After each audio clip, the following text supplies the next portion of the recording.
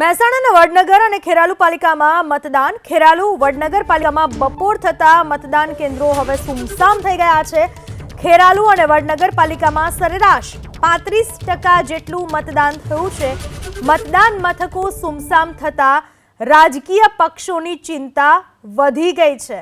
હવે રાજકીય પક્ષો એ પણ વિચારી રહ્યા હશે કે ક્યાંક મતદારોને બધા તરફી તો નિરસ્તા હાથ નથી લાગીને, એટલા માટે જ ક્યાંક મોડું મતદાન તો નથી ચાલી રહ્યું ને.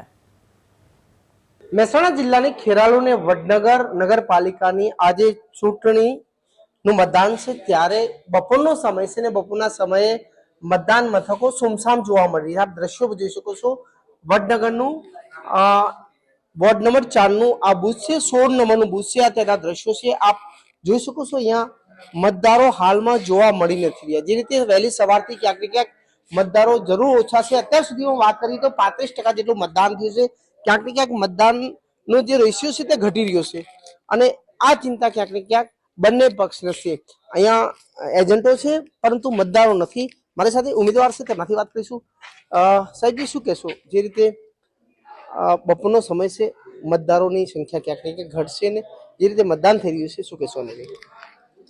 હાલ થોડો ઘણો સમય છે એ જમવાનો અને થોડો રિલેક્સ થવાનો સમય છે. ત્યારબાદ તુરંત ફરીથી મતદાન મથક ઉપર લાંબી કતારો લાગશે અને સંપૂર્ણતઃ સારામાં સારું વોટિંગ થશે. સાંજ સુધીમાં કેટલા ટકા મતદાન થાય તેવી આશા છે?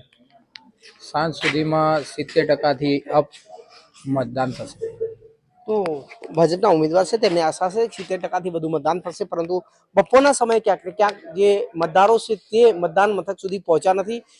જરૂર વહેલી સવારે અહીંયા લાઈનો જોવા મળી હતી, પરંતુ ક્યાંક ને ક્યાંક બપોર થતાં જ આ મતદાન મથકો સુમસામ જોવા મળી રહ્યા છે, અને હાલમાં મતદાન પ્રક્રિયા છે ક્યાંક ને ક્યાંક ધીમી થઈ રહી છે. જોકે બપોર સુધીમાં સરેરાશ લગભગ 30 થી 35% જેટલું મતદાન થયું છે, પરંતુ જે મતદાનનો રેશિયો છે ક્યાંક ને ક્યાંક નીચો જઈ રહ્યો છે.